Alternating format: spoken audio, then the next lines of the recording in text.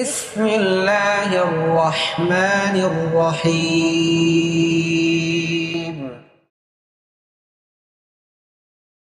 আমাদের প্রতিবেশী রাষ্ট্র ভারত এদের স্বেচ্ছাচারী চাহিদার কারণেই মূলত বাংলাদেশের আজকের এই দুরবস্থা। জন্মের পর থেকেই ছোটবেলা থেকেই শুনে আসছি বাংলাদেশ ভারত বন্ধু রাষ্ট্র, কিন্তু বন্ধুত্বের যে নিদর্শন সেটা শুধুমাত্র আমরা একতরফা ভাবেই আজ পর্যন্ত দেখে আসছি। ভালোবাসা যদি হয় দুইজনেরই তো চাহিদা থাকবে, দুই পক্ষেরই চাহিদা থাকবে, কিন্তু আজ পর্যন্ত আমরা যেটা দেখেছি সেটা ভারত শুধু আমাদের থেকে নিয়েছেই। কারণ অনেক ক্ষমতাধর দেশ বাংলাদেশের ভৌগোলিক অবস্থান থেকে ভারতের সাথে আমাদের সুসম্পর্ক রাখতে হবে। 3 দিক থেকে বেষ্টিত আমাদের বাংলাদেশ, কিন্তু একটা আইন তো আছে, স্বেচ্ছাচারী হয়ে কেউ প্রভু সুলভ ব্যবহার করবে আমাদের সাথে, এটার সমর্থন ইসলামও করে না, আন্তর্জাতিক আইনেও এর সমর্থন নাই। এটা অন্যায়। আর যার বিবেক আছে সে অন্যায়ের বিপক্ষে দাঁড়াবে, অন্যায়ের বিপক্ষে কথা বলবে। এটা ইসলামের শিক্ষা, এটা নীতি নৈতিকতার শিক্ষা। প্রতিবেশী রাষ্ট্রের সাথে মুসলমানদের সম্পর্ক, মুসলিম রাষ্ট্রের সম্পর্ক কেমন হবে? সূরা আনফালের 61 নম্বর আয়াতে এটা বলে দিয়েছে আল্লাহ, وَإِن جَنَحُوا لِلسَّلْمِ فَاجْنَحْ لَهَا وَتَوَكَّلْ عَلَى اللَّهِ। যদি তারা প্রতিবেশী রাষ্ট্র তোমাদের সাথে সন্ধিসুলভ আচরণ করতে চায়, সন্ধি করতে চায়, যে পারস্পরিক সমতা রক্ষা করে চলবে, তারা চুক্তিতে চলবে, হ্যাঁ তাদের সাথে চুক্তি করো, আর আল্লাহর উপর ভয় করো। কিন্তু যদি এরা সন্ধি চুক্তি ভঙ্গ করে, অন্যায় করে, আল্লাহ এই আয়াতের আগের আয়াতে বলে দিয়েছেন, ওয়া'আইদ্দু লাহুম মাসতাতা'তুম মিন কুওয়া ওয়া মির রিবাতিল খাইল তুরহিবুনা বিহি আদুওয়াল্লাহি ওয়া আদুওয়াকুম। তোমরা তোমাদের সামর্থ্য অনুযায়ী প্রস্তুতি নিয়ে রাখো,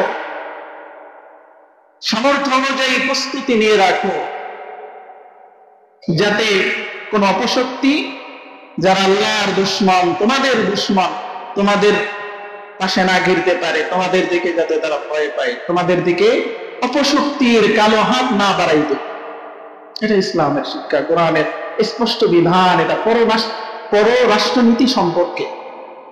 আমাদের বাংলাদেশে ভারতের পররাষ্ট্র দপ্তর আছে, কয়েক বছর আগে এখানে যে হাই কমিশনার উনি বলেছিলেন যে বাংলাদেশ হলো আমাদের ঘরের মানুষ, বাংলাদেশ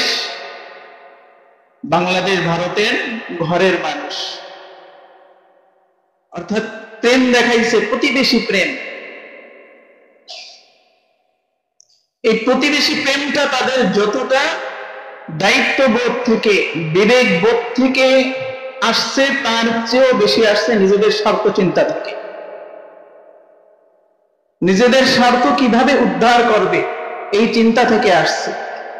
এখন অনেকের প্রশ্ন জাগতে পারে যে 1971 সনে ভারতের অবদান আছে বাংলাদেশের স্বাধীনতার পিছনে। ভারত যদি বাংলাদেশকে প্রত্যক্ষ ও পরোক্ষভাবে সহযোগিতা না করত, 266 দিনে বাংলাদেশ স্বাধীন হতে পারত না পাকিস্তানের বিপক্ষে। 1 কোটি মানুষ গিয়ে ভারতে অবস্থান নিয়েছিল, এবং ভারত অনেক পার্শ্ববর্তী রাষ্ট্রের পাকিস্তান, এরপরে আপনার আমেরিকা,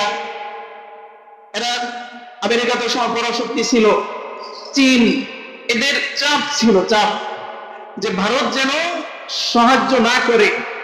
এই চাপ সত্ত্বেও বাংলাদেশের পাশেও ভারত দাঁড়াইছে, কিন্তু তাদের সেই আগের রূপ আর পরের রূপ এক থাকে নাই। 71 সনের আগের রূপ আর পরের রূপ এক ছিল না ভারত। আর তারা যে আগাইছে, আগানোর পিছনে তাদের স্বার্থ ছিল, অনেক বড় স্বার্থ ছিল।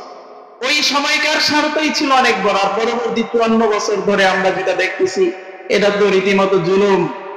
ভারতের 1971 সালে মহান মুক্তিযুদ্ধের সময় তাদের যে স্বার্থ ছিল সেটা হলো 1947 সালে যখন ভারত পাকিস্তান দুই ভাগ হয়ে যায়।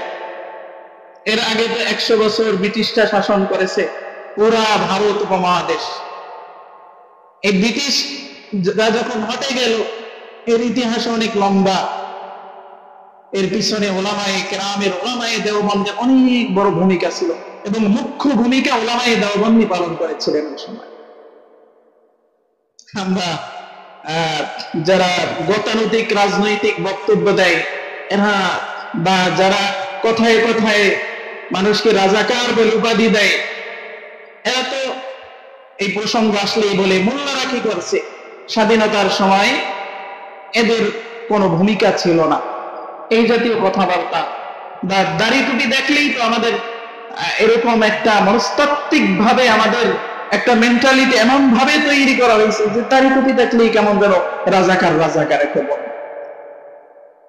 অথচ ব্রিটিশ খেদাও আন্দোলনের সময় মুখ্য ভূমিকা যারা পালন করেছিল তারা হলো ওলামায়ে দেওবন্দ। ব্রিটিশরা না গেলে ভারত স্বাধীন হইত না, ভারত স্বাধীন না হইলে পাকিস্তান আর ভারত দুই ভাগ হইত না, পাকিস্তান ভারত দুই ভাগ না হইলে পাকিস্তান থেকে বাংলাদেশ নামক রাষ্ট্রের জন্ম নিত। ভারতের ওই সময় যে স্বার্থ ছিল সেটা হলো পাকিস্তান ভারত দুই ভাগ করে দিয়ে যায় ব্রিটিশরা। ব্রিটিশ কি এমনি এমনি বলছে, গেছেও তারা, কিন্তু দ্বন্দ্ব বাজাই দিয়ে গেছে। ওই সময় ভারত পাকিস্তান ভাগ করছে, তারা নিজেরাই ভাগ করে দিয়ে গেছে। এরা নীতি করছিল, আইন করেছিল, যেই জায়গায় মুসলমানদের সংখ্যা বেশি সেখানে নাম হল পাকিস্তান, পাকিস্তান, আর যেখানে হিন্দুদের সংখ্যা বেশি এই জায়গার নাম হিন্দুস্তান, ভারত। সেই হিসাবে ওই সময় রাজ্যগুলো ভাগ হয়ে যায় পাকিস্তান ভারত। কিন্তু কাশ্মীর, যেটাকে পৃথিবীর ভূস্বর্গ বলা হয়, কি বলা হয়? ভূস্বর্গ। মানে পৃথিবীতে যদি জান্নাত বলে কোন জায়গা থাকে সেটা কাশ্মীর। এই কাশ্মীরে ব্রিটিশদের আইন অনুসারে এটা পাকিস্তানের মধ্যে থাকা উচিত, কারণ সেখানে সংখ্যাগরিষ্ঠ মুসলমান ছিল এখনো।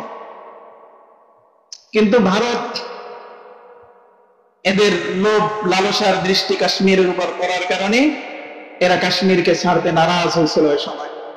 যার কারণে সেই সময় থেকে আজও পর্যন্ত কাশ্মীর নিয়ে ভারত পাকিস্তানের যুদ্ধ। তো কাশ্মীর নিয়ে এমনিতেই আরো বিভিন্ন কারণে পাকিস্তানের সাথে ভারতের বৈরী ভাব ছিল। এই দিক থেকে যখন পূর্ব পাকিস্তানের সাথে পশ্চিম পাকিস্তানের দ্বন্দ্ব লেগে গেল, পশ্চিম পাকিস্তানিরা আমাদের অধিকার হরণ করলো, আমাদের যে অধিকারগুলো পাওয়ার কথা সেগুলো দিল না। তখন আমাদের দেশে যখন সংগ্রাম শুরু হইল, ভারত এটাকে সুবর্ণ সুযোগ মনে করল যে এদের থেকে যদি এদের বিচ্ছেদ করিয়ে দেওয়া যায় তাহলে আমাদের সুবিধা হবে। সুবিধার বিভিন্ন দিক থেকে বাংলাদেশ, যেটা তার তিন পাশেই ভারত, এখানে যদি পাকিস্তানের একটা রাষ্ট্র থাকে, এর থেকে পাকিস্তান এই বাংলাদেশের মাধ্যমে ভারতের বিপক্ষে অনেক সুযোগ সুবিধা নিতে পারবে। তো এটাকে যদি বিচ্ছিন্ন করে দেওয়া যায় সেক্ষেত্রে তারা লাভবান। আরেকটা বড় স্বার্থ যেটা ছিল সেটা হলো ভারতের 7 অঙ্গরাজ্য, এই অঙ্গরাজ্যগুলো নিয়েও অভ্যন্তরীণ এগুলোর মধ্যে অনেক বিপক্ষ শক্তি ছিল। আপনার আসাম, ত্রিপুরা, মেঘালয়, এগুলোর মধ্যে। তো এগুলো নিয়েও তারা একটু ইয়ার মধ্যে ছিল, সমস্যার মধ্যে ছিল। এখন বাংলাদেশকে যদি পৃথক করতে না পারে, এর মাধ্যমে হয়তো পাকিস্তান ওদের ওই যে রাজ্যগুলো আছে ওইগুলোর স্বাধীনতা হয়তো তাদের থেকে ছুটে যাইতে পারে ভারতের থেকে এই রাজ্যগুলো, এই আশঙ্কায়ও তারা ছিল। এই স্বার্থের দিকে লক্ষ্য করে ভারত বহির্মুখী বিভিন্ন চাপ থাকা সত্ত্বেও বাংলাদেশকে 1971 সনে তারা সহযোগিতা করেছিল, সহযোগিতার হাত বাড়িয়ে দিয়েছে তারা।